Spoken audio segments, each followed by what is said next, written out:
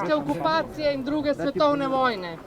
Bolj kot spomin je napis Tito opomin, da nam danes uničujejo javno zdravstvo, javno šolstvo, da razprodajajo podjetja in uničujejo delovna mesta. Bravo! Bravo, Švica! Bravo, druga lačna Švica! Medtem ko vlade druga za drugo poslušno izpolnjujejo politiko neoliberalizma in po naročilu evropskih birokratov in finančnih centrov moči iztiskajo še zadnjo kapljo znoja iz navadnega človeka, mafijska sprega politike in kapitala nemotena prenaša milijarde v tujino, nam pa puščajo bedo, krizo in kredite.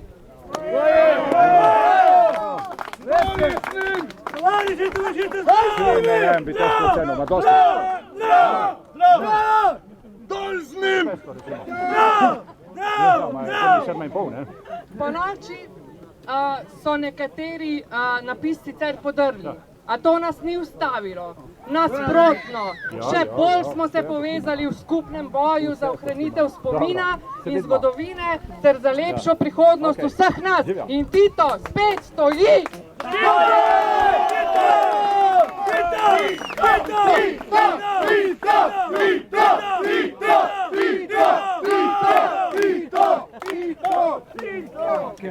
Slavnostni govornik današnjega dne je tovariš Milan Gorjanc, član predsedstva Zveze borcev, in ga sedaj vabim, da otvori današnjo tradicionalno prižiganje bakel. Izvolite, tovariš Gorjanc.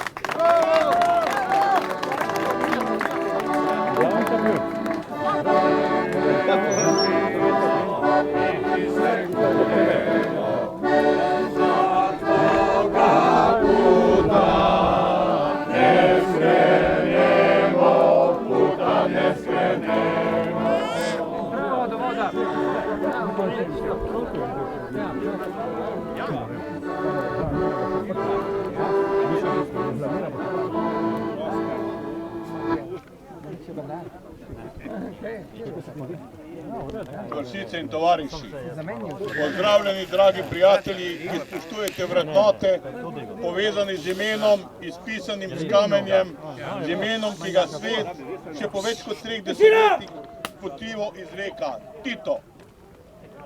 Zbrali smo se na tem kraju, da prižgemo luč in osvetlimo ime Tito na predvečer zmage nad fašizmom in nacizmom v Evropi pred 69 leti. Kdo je bil Tito? So ljudje, ki ga zanikajo, da ga sploh ni bilo, da je sovjetska komunistična izmišljotina, da je bil vrinjeni poljski plemič, da je bil nezakonski sin habsburških vladarjev. Kaj si vse ne izmisli ljudje v slipo zaničevanju? Josip Broz Tito je sin slovenske matere, Marije Kostanjšek, iz Trebc pri Podsedi in hrvaškega očeta Franje Broza iz Kumrovca. Že dejstvo, da je bil slovenske krvi in da tega nikoli ni zanikal, bi moralo zadostovati, da se ga Slovenci spominjamo z vsem spoštovanjem. Tito je odrasel v revni kmečki družini, zgodaj šel v uk za kovinarja. Delal po vsej Evropi kot kovinar, tudi v Sloveniji, v Kamniku. Bil je in ostal proletarec in zato je lahko razumel ljudi z dna družbene lestvice. Zato ga danes v novem kapitalizmu ljudje, ki smo znova na družbenem dnu, brez dela, brez pravic, še bolj spoštujemo. Tito je bil eden najvidnejših vodij odpora Mussoliniju, fašizmu in Hitlerjevemu nacizmu. Vodil je tedaj 4. pomoči armado proti fašistični koaliciji. Tito je bil edini vodja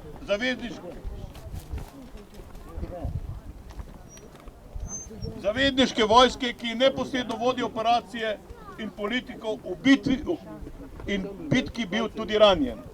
Čeprav ne radi, so ga spoštovali tudi drugi voditelji zavezniških držav, Roosevelt, Churchill in Stalin. Kaj je Tito prispeval svetu? Poleg velikega deleža v zmagi nad silami nacifašizma je Tito zmogel po vojni zagotoviti mir na tej meji pod nami in tu na tem bregu. Ko je v hladni vojni že kazalo, da bodo vojaški škornji znova stopili v spopad na Gregorčičevi Soči. Tito se je uprl Stalinovi nadvladi in ubral svojo jugoslovansko pot v socializem, v samoupravni socializem, v socializem po meri človeka. Čeprav je danes v svetu znova zavladal izkoriščevalski kapitalizem, samoupravnemu socializmu čas še prihaja. Tito je v razvrščeno narodov in držav na dva bloka uvidel največjo nevarnost za človeštvo, tretjo svetovno vojno z nuklearnim orožjem. Zbral je tretji svet, mlade siromašne države Azije, Afrike in Latinske Amerike, organizacijo neuvrščenih in z močjo večine v Združenih narodih in drugih mednarodnih ustanovah prisilil oba bloka na sodelovanje. Zato ga je, ga in ga še bo dolgo spoštoval cel svet. Neuki in siromašni ljudje po vsem svetu niso vedeli, kje je Jugoslavija. Toda v imenu Tito so nas poznali za prijatelje. Titov rdeči potni list je odprl vrata v 86 držav brez vizuma. To simbolično pove grafit, dokler smo imeli ključavničarja, so nam bila vsa vrata odprta.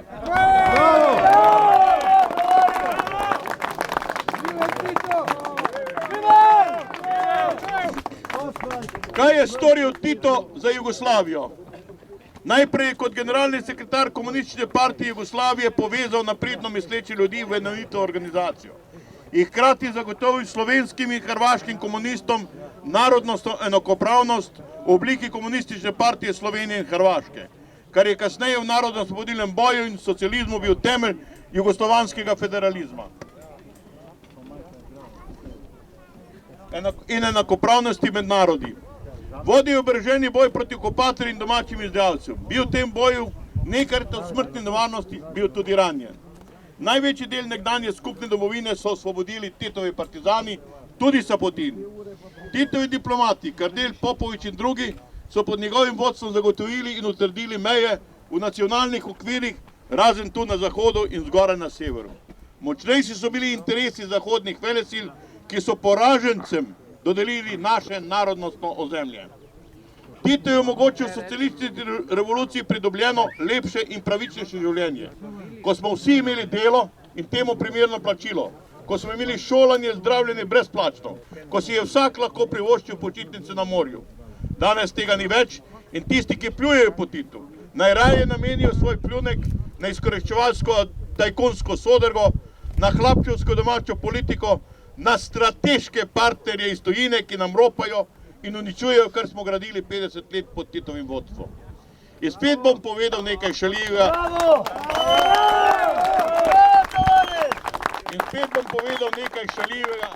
A žal resničnega.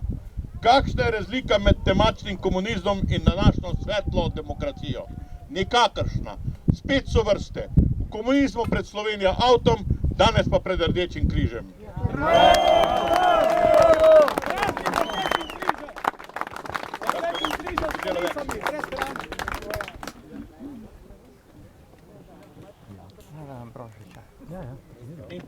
In kaj je Tito omogočil Slovencem in še posebej Primorcem? Zagotovo je Titovo osebno prijateljstvo z Dimitrovim, generalnim sekretarjem Kominterne, pripomoglo, da je Kominterna omogočila delovanje Komunistične partije Slovenije na Primorskem, ki je bila uradno še del kraljevine Italije in kjer naj bi delovala Komunistična partija Italije. Pokrajinski odbor Osvobodilne fronte za Primorsko je 14. septembra 1943 leta na Vogarskem pod vodstvom pisatelja Franceta Bevka izrazil voljo in zahtevo Primorcev, da se priključijo Matici Sloveniji in državi Jugoslaviji. 2 dni kasneje je to sprejel vrhovni plenum Osvobodilne fronte. Potrjena je ta zahteva bila na Kočevskem rogu. Polno veljavo pa je dobila na drugem zasedanju na Avnoj. Takrat so to zahtevo podprli vsi narodi tedanje Jugoslavije, vsi komunisti in vsi partizani. In ta volja in zahteva Primorcev je bila udejanjena z orožjem 4. armade, 7. in 9. korpusa Titove partizanske vojske. V drugi polovici februara 1945 je Tito ukazal 4. armadi silovit prodor proti Trstu do Soče. 14. aprila 1945 je bila 4. armada pred Reko, ko so ostale 3 armade bile še v vzhodni Bosni, ko je komaj bila prebita Sremska fronta in 3. armada v Podravini. 4. armada je bila skoraj 400 km globoko proti zahodu. V 4. armadi so bile tudi 3. prekomorska brigada, 1. tankovska brigada in artilerijska brigada, v katerih so bili predvsem Primorci. Tito je omogočil Primorcem, da so sami osvobodili svojo zemljo, saj so tudi v 9. korpusu bili predvsem Primorci. 1. maja 45. leta je 9. korpus zasedel in osvobodil narodnost ozemlje Slovenije na zahodu. Močna Titova vojska na zahodnih mejah, 1. proletarska divizija v Postojni, 7. banijska divizija v Idriji, 13. primorsko-goranska divizija v Ilirski Bistri in druge divizije v notranjosti Slovenije so bile sile za odvračanje od morebitne agresije na Slovenijo. Zahodni zavezniki so držali figo v žepu in že leta 1946 zbrali v Furlaniji vso izdajalsko sodrgo vzhodne Evrope, okoli 120 000 ljudi pod orožjem, pod poveljstvom poljskega generala Andersa, jo oborožili in grozili svobodni Sloveniji. Med njimi so bili tudi črnogorski četniki iz Krasa, dalmatinski iz Vipavske doline, pa precej primorskih domobrancev se je zateklo v to svojati. Ta vojska naj bi zamenjala ameriško divizijo v coni A. Odločno nasprotovanje Tita v memorandumu v ZDA februarja 1946 in pa okrepitev odreda jugoslovanske armade v coni B je zavrnilo težnje zahodnih zaveznikov in prišlo je do sporazuma leta 1947.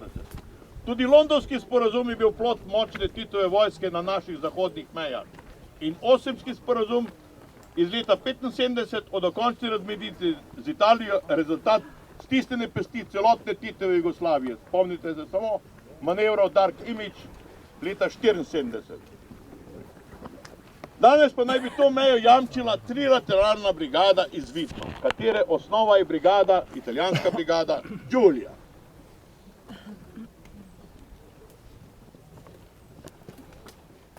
Giulia je požgala ustje, divizija namreč, in ubila nedolžne domačine. Nihče za to ni sojen, nihče se še ni upravičil. Tito je omogočil najbolj odprto mejo med vzhodom in zahodom in največ koristi od tega so imeli prav Primorci. Gospe in gospodje, podpisniki peticije proti temu improviziranem spomeniku Titu in njegovemu obdobju se zagotovo vozijo v luksuznih avtomobilih in se hranijo v slow food restauracijah. Znanje pa so pridobili na brezplačnih šolah Titove dobe. Zakaj ne podpiše peticije proti mazaškim akcijam na slovenskih spomenikih v zamejstvu? Zakaj še ni uveljavljen zakon o slovenski manjšini? Zakaj Slovenci v Italiji ne uživajo enakih pravic kot Nemci na Južnem Tirolskem? Med podpisniki naj bi bilo tudi nekaj posvečenih mož, duhovnikov. Oni ne protestirajo, ker Goriška in dolina Soče nimata svoje škofije, čeprav bi ta bila večja od pomurske. Zakaj ne vprašajo vatikanske kurije za razlog, da je vzhodna meja koprske škofije natančno po rapalski meji iz leta 1923. Rad bi videl neko teh imen med podpisniki peticije proti spomeniku domobrancem v Grahovem. Ne odrekam jim strokovnega znanja, razuma pa nimajo primernega razumnikom. Manjkam pa tudi slovenske zavesti. O Bog, odpusti jim, saj ne vedo, kaj počnejo.